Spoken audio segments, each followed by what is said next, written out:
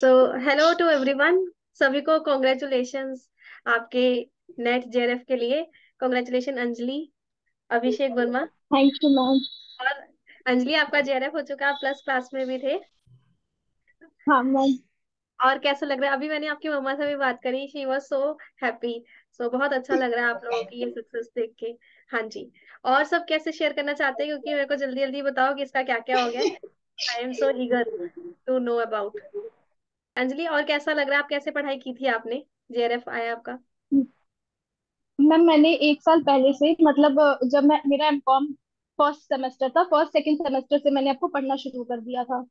और मुझे आपके बारे में पता कैसे चला, कोविड के टाइम पर, अभी जब कोविड का एकदम एंड फेज चल रहा था, तो मेरी सिस्टर वो आपसे पढ़ती थी, तो वो बहुत खुश हुई जब उन्हें पता चला कि आप कॉमर्स भी पढ़ाते हैं। तो वो सबसे पहले आके मुझे यही कहती थी कि तुम्हारा तो नेट ना ऐसे निकल जाएगा बिल्कुल, क्योंकि नवदीप मैम पढ़ाती है। अच्छा। तो फिर मैं ऐसे ही लॉकडाउन में मेरा सेमेस्टर का एग्जाम था, तो वो बोली कि सेमेस्टर के लिए तुम मैम की क्लासेस देखा करो, क्योंकि वो मुझसे कहती थी नेट जेआरएफ के लिए, तो मैं मना कर देती थी कि मुझे नई प्रिपरेशन करना है, क्योंकि मुझे लगता था मैं मेरे तो होगा ही नहीं। अच्छा। बहुत टफ एग्जाम है ये। तो वो अच्छा। मुझे सिर्फ इस ऐसे करके क्लास करने को बोलती थी कि तुम एमकॉम कर रही हो तो तुम्हें उसमें मैम की क्लासेस बहुत हेल्प करेंगे। तो मैं बस एमकॉम की क्लासेस के लिए आपसे पढ़ती थी, फिर पढ़ते पढ़ते मैम मुझे इंटरेस्ट आ गया, फिर पढ़ने लगी, और सिर्फ आपसे ही पढ़ा है मैंने, मैं कहीं नहीं गई। मैं चाहे वो 10 PM की क्लास हो आपकी या प्लस क्लास हो, मैं रिकॉर्डेड ही ज्यादातर देखती थी, क्योंकि मैम मैं पढ़ाती भी हूँ तो मुझे टाइम नहीं मिल पाता था। जब मुझे पता चला कि आप मॉर्निंग में क्लास ले रहे हो 9 to 11, तो मैंने पूछा भी था आपको मैम कि मैम आप मॉर्निंग में आते हो, तो फिर मैं आपकी कभी कभी लाइव क्लास देखती थी। अच्छा। और चलो। आपकी बुक्स मैंने ली हुई है, आपकी बुक से ही पढ़ा है, चाहे वो पेपर 1 हो या पेपर 2। और पेपर 2 में मतलब स्टैट्स, मतलब मुझे स्टैट्स से तो मुझे डर लगता था, पर प्यार हो गया आपकी वजह से। अच्छा। स्टैट्स हुआ, फाइनेंस हुआ, मतलब मैम आपसे ज्यादा अच्छा स्टैट्स शायद ही कोई पढ़ाए। मुझे बहुत अच्छा लगता था, आप पूरे 10 यूनिट्स के लिए ना मैम परफेक्ट हो, आपके नोट्स बहुत हेल्पफुल है। चलो, थैंक यू।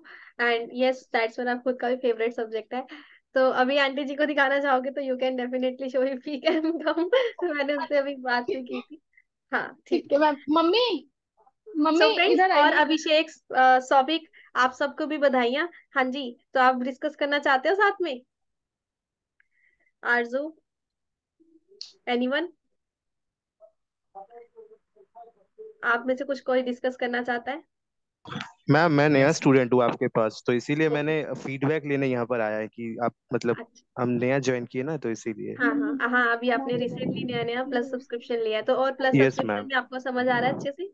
हाँ मैम, मम्मी। बहुत अच्छा मैम, बहुत अच्छा। स्टैटिस्टिक्स तो मेरा फेवरेट था, हाँ। बट आप जो स्टैटिस्टिक्स पढ़ा रहे, तो हमको लग रहा है कि हम जाकर अभी कॉलेज में पढ़ाने लग जाए स्टैटिस्टिक्स। ठीक है, चलो।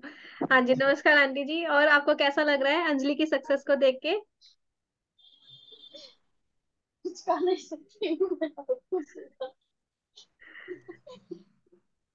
आंटी जी का जो भावुक है ना, एक टाइम पीरियड, तो वो बहुत ही अच्छा लग रहा है। सो बस आप खुश हो अपनी बेटी की सक्सेस से? टॉप 1% में आई है वो। चलो, इसी तरीके मैम से करिए आगे टॉप बढ़े। 1% आई। हाँ। मैम चलो। कहती थी कि अब मैम जैसा बनूं, मैम बहुत मेहनती है तुम्हारी। नहीं, अब मेहनत आपको करती पता है है। आपकी बेटी भी बहुत मेहनती है। सो बहुत बहुत बधाइयाँ। और आगे जाके ऐसे ही नाम रोशन करेगी वो आपका। ठीक है। चलो, हमेशा खुश रहो जी। Stay bless, keep growing. और आंटी जी की जो ये खुशी है ना, इसको हमेशा खुश रखना। इसको बरकरार रखना, हाँ ठीक है? मैम। चलो। हाँ आंटी जी, मैम। आपकी खुशी के आंसू है। खुल के हंसिए, खुश होइए। ठीक है। चलो, ठीक है कीप बेटा। ग्रोइंग। मैम थैंक मतलब यू। मेरी सक्सेस में ना, मतलब 101% मेरी मदर का है। हम जहाँ भी, मैंने जितना भी पढ़ा है ना, इन्होंने बहुत बहुत गाइड किया है मुझे। Very good. म्यूट हो गया आपका, अंजलि। हाँ, वो बताओ। मुझे सबसे पहली बार बोला कि मेरे लिए सबसे अच्छा मैम टीचिंग प्रोफेशन है। हाँ, बिल्कुल। बिल्कुल, आप इसमें बहुत आगे जाएंगे। ठीक है, तो और आपका पढ़ाई में कैसे थे आप? मैम पढ़ाई में मैं कभी भी बहुत तो अच्छी नहीं थी। मतलब अच्छा। एकदम टॉपर वाली नहीं थी, एवरेज थी। अच्छा। चलो, ठीक है। इवन हाँ average ma'am. Student is able to crack NET JRF, so congratulations and keep growing. Abhishek and Neha, आप कुछ शेयर करना चाहते हो हमारे साथ? या अंजलि, एनीवन? यस हाँ मैम। जी। हाँ जी अभिषेक। Thank you ma'am. मैं मेरा नेट के लिए रुक गया मैम। अच्छा, कॉन्ग्रेचुलेशन। और पिछली बार भी समझ दो बार नेट हो गया मैम, मेरा कुछ परसेंट के लिए जेआरएफ रह गया। अच्छा कोई बात नहीं, इस बार पूरी अच्छे से मेहनत करना, प्रैक्टिस करना दिन रात। आप डेफिनेटली कर सकते हो, ठीक है। Yes ma'am. आपका थैंक यू फेवरेट सब मैम। कर कौन सा सकते है? हैं। हाँ। Thank you ma'am. आपकी क्लास से ही बेनिफिट होते हैं। मैं रात को 10 PM वाली क्लासेस जो होती है और यूट्यूब वाली जो क्लासेस होती है वो काफ़ी बेनिफिशियल में प्रैक्टिस के लिए, जिसके कारण जो अपने जो प्रिपरेशन को बूस्ट अप मिलता है मैम। ठीक ठीक है, चलो yes. Congratulation, thank keep you ma'am. Going. और नेहा, आप क्या डिस्कस करना चाहते हो हमारे साथ? अच्छा अंजलि, आप फाइनली हमारे लर्नर्स को कुछ फाइनल देना चाहते हो, मोटिवेशन या कुछ बताना चाहते हो, सलाह देना चाहते हो तो डेफिनेटली बताइए। मैम वो बस रोज पढ़े, और हमेशा आपको ये लगेगा हर दूसरे तीसरे दिन की नहीं हो पाएगा मेरे से, क्योंकि कभी ये मत सोचो कि मैं उस 1% के लिए पढ़ रही हूँ, कि मुझे उस 1% में आना है इसलिए, क्योंकि मैम मुझे लगता था कि ऐसे वो बहुत स्ट्रेस मुझे हो जाता था। मैं बस ये सोचती थी कि मुझे मेरा बेस्ट देना है, जितना भी हो पाएगा मैं करूंगी। अगर जेआरएफ हुआ तो भी बहुत अच्छा, नहीं हुआ तो भी बहुत अच्छा, मैं कुछ ना कुछ जरूर कर लूंगी। पर यही सोच के मैंने पढ़ाई की, और हर दिन पढ़ा है। 1 घंटे टाइम मिला है तो 1 घंटे, 2 घंटे टाइम मिला है तो 2 घंटे, जितना भी टाइम मिला है मैंने हर दिन पढ़ाई किया है। आपकी क्लासेस में कभी मिस नहीं करती थी, और अगर कोई टॉपिक नहीं समझ आता था तो मैं दोबारा बार बार वीडियोस आपकी देखती थी। और कभी ऐसा होता था मुझे कि एकदम कुछ नहीं जब समझ आता था, जैसे पहली बार जब मैं स्टैट्स पढ़ना शुरू की थी मैम, तो थोड़ा बहुत टफ होता है, तो नहीं समझ में आता था। तो मैं फिर भी वो क्लासेस आपकी देखती रहती थी। आपकी बुक्स तो मतलब बहुत हेल्पफुल है। मुझे बहुत लोगों ने ऐसे कहा कि कोई भी जेआरएफ के लिए ऐसी कोई बुक ही नहीं है जिसको पढ़ देने से जेआरएफ हो जाए, और तुम अपने बीकॉम और एमकॉम की बुक्स को प्रिफर करो। तो फिर मैं उधर से सुन के आती थी, फिर आपकी क्लास में कहती थी, बच्चे कहते थे, मैं तो कभी डर के मारे नहीं पूछती थी कि मैम हो जाएगा ना आपकी बुक से, क्योंकि मैं रिकॉर्डेड देखती थी और लाइव आती थी तो भी नहीं पूछती थी, मुझे ऐसे बहुत डर लगता था। तो आप कहते थे बस होगा बस पढ़ते रहो। और कभी मुझे डाउट भी होता था ना, तो मैं कोशिश करती थी कि मैं खुद से ही क्लियर करूँ, आपकी वीडियोस को बार बार देख के, आपको ज्यादा ना पूछूं ऐसे, क्योंकि मैं आपको जब भी मैसेज करती थी तो ये भी कहती थी कि मैम आप जब भी फ्री होइएगा तो बताइएगा। आपकी बुक्स बहुत हेल्पफुल है। अगर कोई, मैंने जब मैं इस बार एग्जाम देके आई ना, तो मुझे ये लगा कि मैम मेरे 3 क्वेश्चन और सही थे, पर एनटीए ने उसको कंसीडर नहीं किया। जैसे मैम वो एक था ना, वो शेयर होल्डर का, डिविडेंड का, तो उसमें हाँ भी मैम जी। मैंने कंपनी लगाया था, तो मैम उसको उन्होंने कंसीडर नहीं किया। ऐसे करके 1-2 क्वेश्चन को एनटीए ने कंसीडर नहीं किया। पर आप कहते थे ना मैम कि आप कट ऑफ पूछो ही मत, आप 100% फाइल ले आओ, फिर वो 1-2 से कुछ नहीं होगा। तो हाँ मैम अगर कोई डेडिकेटली आपको फॉलो करे ना, और मतलब कहीं नहीं जाना है आपको, अगर टीचर से पढ़ रहे हैं तो उनपे भरोसा करना बहुत जरूरी है, और टीचर की रिस्पेक्ट करनी बहुत जरूरी है। अगर रिस्पेक्ट और ट्रस्ट अपने टीचर पे किया तो फिर मैम हो जाएगा। मेरा हो गया तो सबका हो जाएगा, क्योंकि मैं पढ़ाई में अच्छी थी, पर बहुत अच्छी कभी भी नहीं रही हूँ। मेरे कभी भी ऐसे 90% और ऐसे नहीं आए, मैं हमेशा 80s में ही रही हूँ, 80s ऐसे करके। पर मुझे कभी भरोसा ही नहीं हुआ। पर पढ़ती थी, नोट्स वगैरह मैंने कभी कुछ नहीं बनाया। पर आपकी बुक्स को मैं दिखाऊंगी अभी, आपकी बुक को, मतलब एक एक लाइन मुझे सारे पॉइंट्स इंपॉर्टेंट लगते थे। मैंने आपकी एक एक लाइन को जो बहुत इंपॉर्टेंट है उसको ऑरेंज से किया है, ऑरेंज ग्रीन पूरी आपकी बुक को भर दिया है।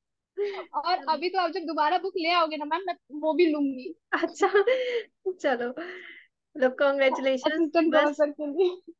ठीक है। आपको कोई देखिए ना मैम, अभी आप होटल वाला भी वो आपका जब हुआ, तो मैं उसमें भी आपकी सारी वीडियोस देखती थी। आपके साथ ये है कि पढ़ाई के साथ साथ ये भी पता चलता है कि क्या नहीं करना चाहिए। हाँ आप अपनी गलतियों को कभी भी ऐसे छुपा के नहीं तो रखते बात। हो। आप अपनी सक्सेस भी सबको बताते हो और फेलियर भी सबको बताते हो।